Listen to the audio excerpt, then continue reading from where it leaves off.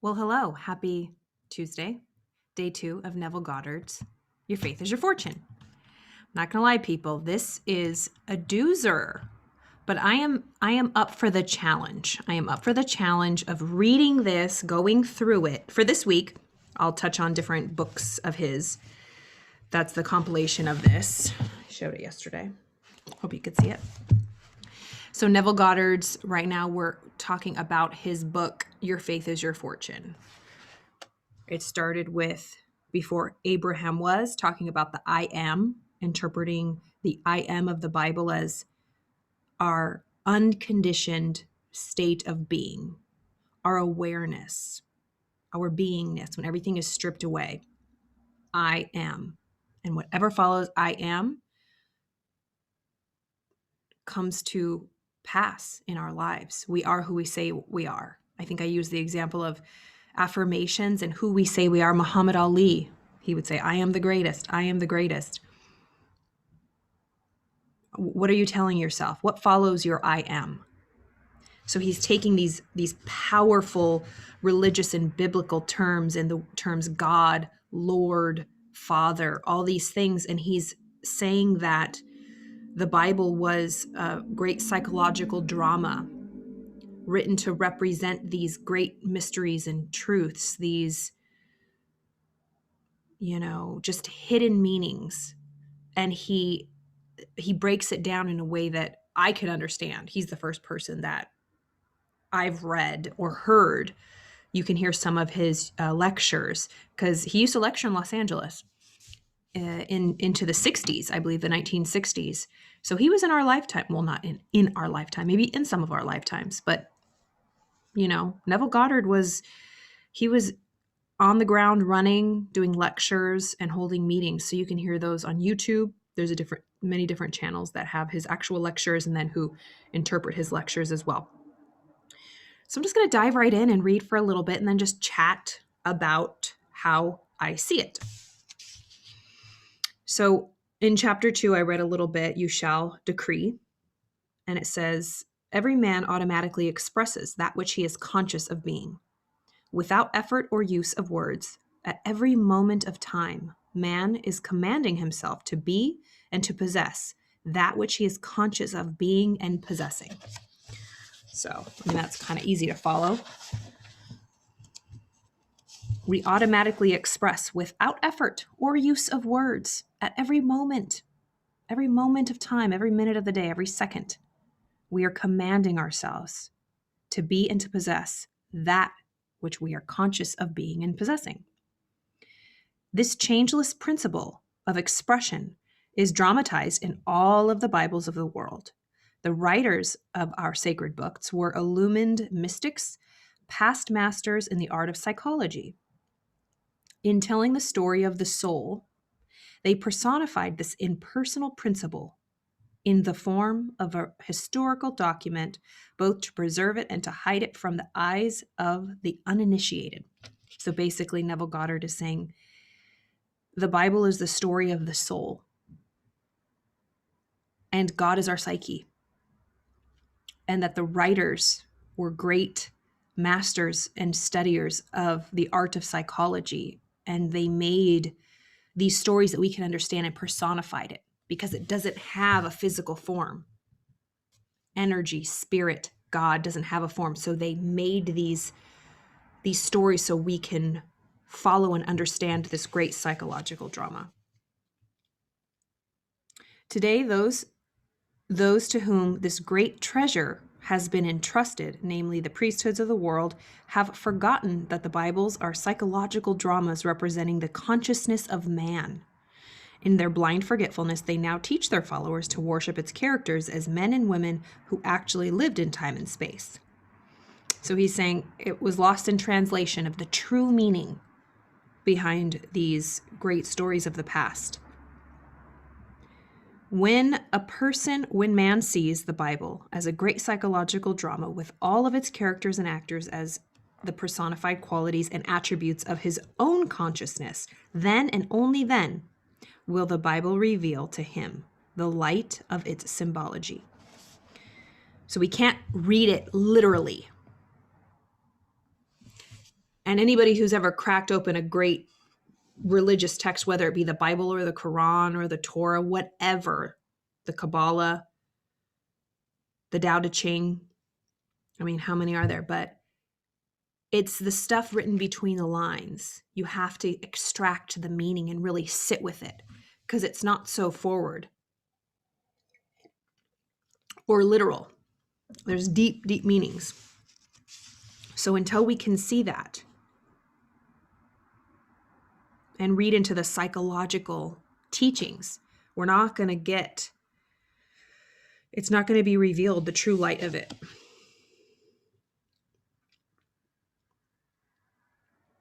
And he goes further into the I am that backs up his theory that God is our consciousness, our presence, our awareness of our being. I am is man's unconditioned awareness of being.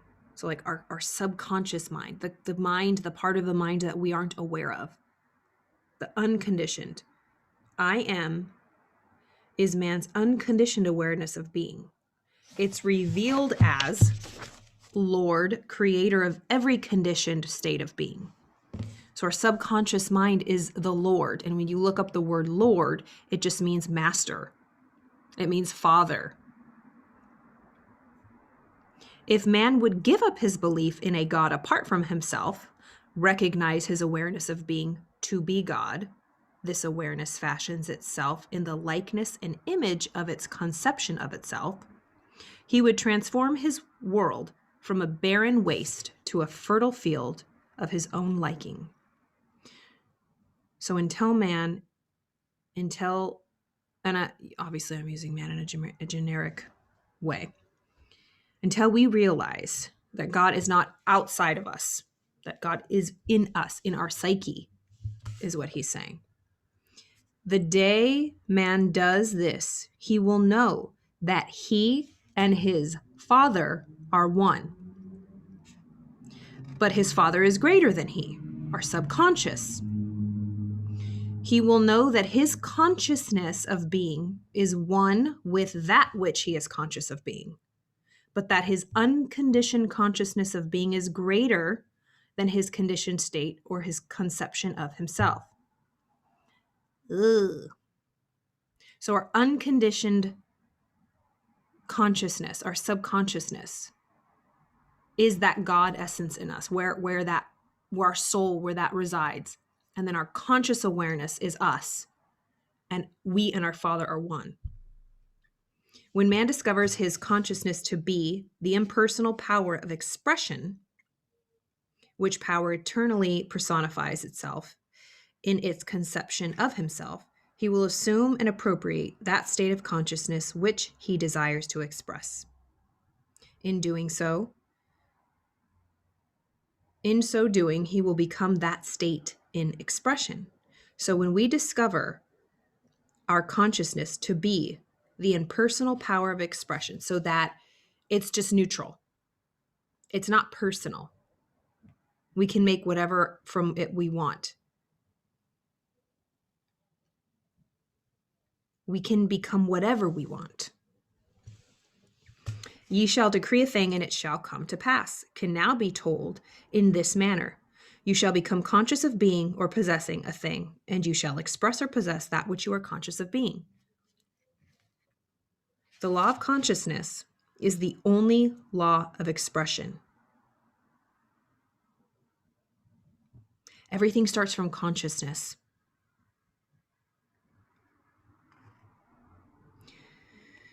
It says, the law of consciousness is the only law of expression. I am the way. I am the resurrection. Consciousness is the way as well as the power which resurrects and expresses all that man will ever be conscious of being. Turn from the blindness of the uninitiated man who attempts to express and possess those qualities and things which he is not conscious of being and possessing. And be as the illumined mystic who decrees on the basis of this changeless law. Consciously claim yourself to be that which you seek. Consciously claim. yourself to be that which you seek. Appropriate the consciousness of that which you see, and you too will know the status of the true mystic as follows. I became conscious of being it. I became conscious of being it. I am still conscious of being it. And I shall continue to be conscious of being it until that which I am conscious of being is perfectly expressed. Yes, I shall decree a thing and it shall come to pass. So again, consciously claim yourself to be that which you seek. Appropriate the consciousness of that which you see, and you too will know the status of the true mystic as follows. So become a mystic who can say, I became conscious of being it, whatever it is for you. I am still conscious of being it, keeping it in your mind, and I shall continue to be conscious of being it until that which I am conscious of being is perfectly expressed. So whatever you want to be, whatever state you want, you desire, get conscious of it, see it, hold it, and continue expressing that until it comes to pass. Woo, I hope that made sense. And then going into the third chapter, the principle of truth. You shall know the truth, and the truth shall make you free. The truth that sets man free is the knowledge that his consciousness is the resurrection and the life. That is, consciousness both resurrects and makes alive all that he is conscious of being. Apart from consciousness, there is neither resurrection nor life. When man gives up his belief in a God apart from himself and begins to recognize his awareness of being to be God, as Jesus and the prophets, he will transform the world with the realization, I, the thinking mind, and my Father, the conscious mind, unconscious mind, subconscious mind, are one, but my Father is greater than I. He will know that his consciousness, the subconscious consciousness, is God, and that which he is conscious of being is the Son bearing witness to God the Father. The conceiver and the conception are one, but the conceiver is greater than his conception. Yes, I was aware of being before I became aware of being man. And in that day, when I shall cease to be conscious of being man, I shall still be conscious of being. So after everything's said and done, when we shut off all of our senses, when we meditate, when we really get into a quiet state, we're just in a state of being.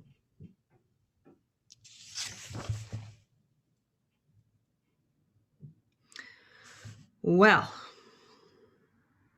that's some deep stuff about being conscious. I'll dive into this, the principle of truth. I'll read it a little bit. I'll do some more homework so that I can really deliver in a way that makes sense. But I mean, of course, if you read something or listen to something over and over, you can get a better concept of it, but get a better grasp of it. That's how I feel about these types of kind of deep readings. Yeah. Well, I hope you enjoyed that. It is my bedtime. But this Thursday is our first Thursday together, my friends. I'll put the Zoom link in this feed again. I hope you join me. Don't be scared. Hop on the link. I'm looking forward to seeing and meeting all of you. And yeah, just talking about mindfulness and mindset. Talking about the psyche and what we can do to get a better grip and make life easier. So I look forward to that and I'm excited. And if you guys have any questions, message me. If not, I will see you tomorrow.